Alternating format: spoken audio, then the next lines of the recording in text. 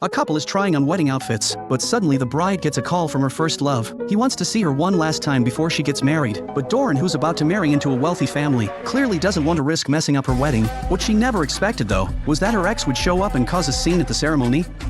안 된다고요! 아니 내 여자였어요.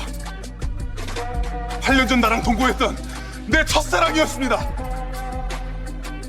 But everything that just happened was only Sango's imagination. He didn't actually have the guts to crash the wedding, because if he revealed his past with Doran, his own identity would be exposed too. But Sango absolutely couldn't accept the idea of living under the same roof as his first love. So while Doran and Jongmoon were away on their honeymoon, Sango stormed straight to Doran's aunt's house, threatening her to find a way to get Doran divorced ASAP, or else he'd sue them for marriage fraud. Because Doran had faked her parents' identities just to get married, her aunt panicked immediately, because if this ever came out, both she and her daughter could end up in jail. When Doran heard Sango's warning, she deeply regretted it. If she'd known this would happen, she never would have gone through with the marriage. But Jongmoon had been so incredibly kind to her, she couldn't bear to give up this hard-won happiness. After their honeymoon ended, the newlyweds performed the traditional bowing ceremony for their parents. But Doran's smile lasted less than 3 seconds before she saw her sister and Sango walk in from work. Luckily, Sango didn't blow his cover right then and there. But once everyone at his in-laws' house was asleep, Sango pulled Doran into the study without hesitation. He still thought she'd married his brother-in-law just to get back at him. But when Doran realized Sango was also married into this family, she was just as shocked. Still, she refused to give up her happiness, so she begged Sango to keep their secret safe. Even though Sango eventually agreed, Doran stayed on edge at home, never letting her phone out of her sight. What she didn't expect, though,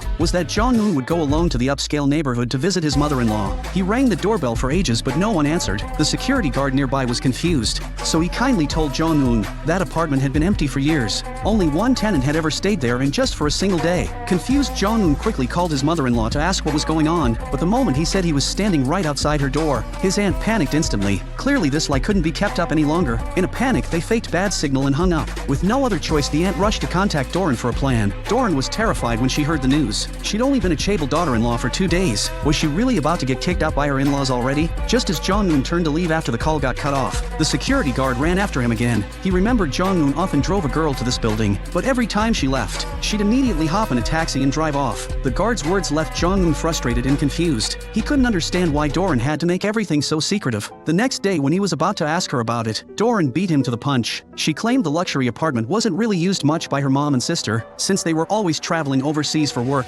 They'd actually sold it long ago. Jongmoon chose to believe her for now, but secrets never stay hidden forever.